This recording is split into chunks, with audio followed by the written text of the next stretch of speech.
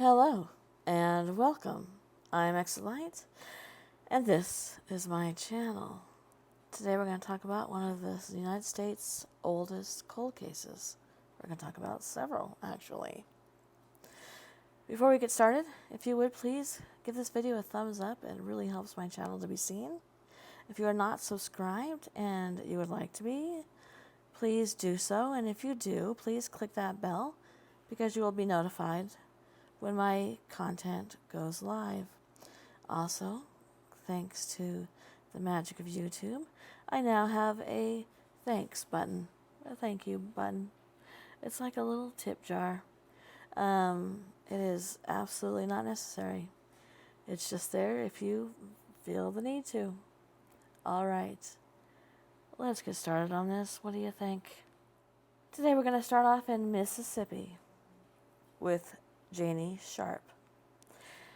One of the oldest mysteries in Mississippi involves the murder of an 18-year-old girl from the farming community of Rural Hill. On July 21st, 1910, Janie Sharp walked a mile and a half into town to run errands, first to the post office and then to the general store. Witnesses saw her leave the latter location at around 3 p.m., but she did not make it back home. As night approached, a search party was formed and spent many hours searching. Janie's brother, Lee, kept looking, and he followed a ravine to a waterway where he found the partially submerged body of his sister. Her throat had been slashed. Janie had also been stabbed under her chin and suffered an intense blow to her head. There were footprints and her scattered belongings, which suggested that she had fought her attacker. Suspicion fell on a Rural Hill teenager named Swinton Parmenter, who had apparently a crush on Janie. He was seen that day swimming near the post office, where Janie would have walked right past him. During the search, he acted in what was retrospectively deemed suspicious ways, telling others to not bother looking past that ravine where Janie's body was discovered, because he'd already surveyed it. Parmenter was charged with murder and sentenced to hang for the crime on November 25th, 1910, but he appealed his case and his life was spared when the Supreme Court reversed his conviction. Nobody else has ever been charged with Janie's murder. St. Louis, Missouri. Missouri's oldest unsolved death dates back to 1983. Although little is known about the potential perpetrator or even the victim of this crime, on February 28, 1983, authorities in St. Louis responded to a call of a small body found in an abandoned, uninhabited building. Forensic testing suggested that the individual was an African American female, and she was between the ages of 8 and 11 years old. She was relatively tall for her age, at 5 feet 5 inches, and she suffered from an improperly formed spine as a result of a birth defect called spina bifida. It also showed that she had died less than a week before her remains were discovered. Her only other distinguishing characteristics were the red fingernail polish and a yellow sweater she wore. And testing of her bones indicated that she was not from the St. Louis area, but had spent most of her childhood in the upper Midwest. After more than 30 plus years, the individual is still referred to in records only as Jane Doe, 1983. And now, Montana. Nearly 100 years later, the double homicide of Nels and Annie Anderson is among the most shocking crimes in Montana state history, as well as its oldest unsolved mystery. The Andersons, 43-year-old Nell and 39-year-old Annie, ran a barbershop on Minnesota Avenue in the bustling downtown area of Montana's largest city.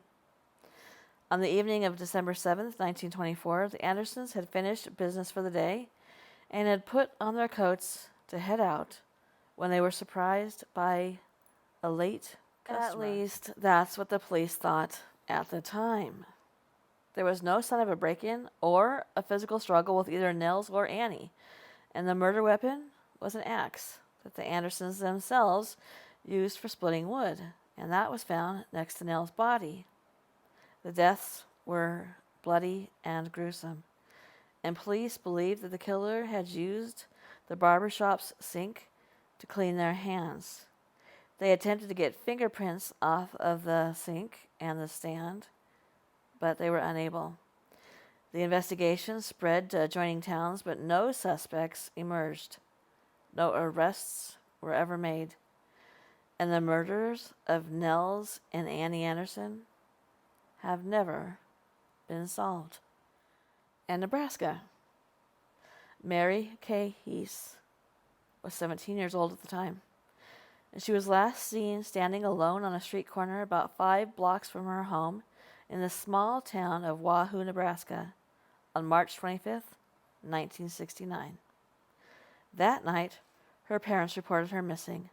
Not long after, a farmer came across the body of a young woman in a ditch on a county road a few miles outside of town.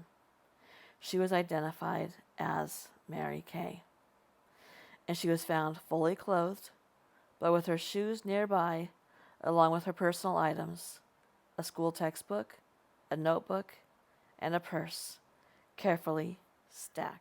The cause of death? She had been stabbed at least a dozen times, and an autopsy revealed signs of physical struggle. Investigators also determined that she had tried to run away from her murderer.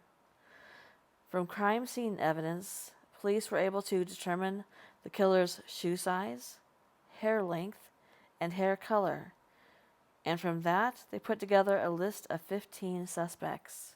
Unfortunately, none of them quite matched up with the evidence. The primary suspect, ultimately ruled out, had served time in a Nebraska prison and then moved to Florida, while the secondary suspect committed suicide 2 years after her death. The murder remains the oldest unsolved homicide in Nebraska history. And now, Nevada. The oldest unsolved murder in Washoe County, Nevada's second most populated area, dates back to 1960. On April 3rd of that year, the body of a multiple tattooed woman, which was rare, very, very rare for the time, was discovered underneath a tree in a desert area situated off a highway between Reno and Virginia City. The woman was dressed head to toe in black, along with a pink sweater, and an initial investigation suggested that she had been strangled to death. In the immediate aftermath of the death and discovery, Reno deputies said they had few clues and thus few leads to pursue, and were only able to identify the murder victim through fingerprints because she'd been arrested before, and a positive identification by the woman's mother. Her name was Zona Rachel Stroud. She also went by the names of Zona Scott and Zone Bomer. More than 60 years later, Nevada authorities still haven't received any information that has helped them determine who killed her. And our last one for today, New Hampshire. Law enforcement officials in the state of New Hampshire never closed the case of a teenager who in 1968 disappeared and was believed to be murdered. On June 11, 1968, shortly after 7 a.m., 15-year-old Joanne Dunham left home in the Raish mobile homes in Charleston, setting out on foot to catch the bus that she would take to her school. She never made it to school. She never made it to the bus. The next day, on a closed dirt road on Quaker City Road in Unity, about 5.5 miles away, Dunham's body was discovered. Authorities ascertained that Dunham had been abducted and then murdered, officially dying of asphyxiation by strangulation. This 50-plus-year-old case has never officially been solved, but it may be linked to a larger criminal enterprise. The nature of Dunham's death matches the victims of others in the geographic proximity in the same time period and could be attributed to a serial murderer known as the Connecticut River Valley Killer.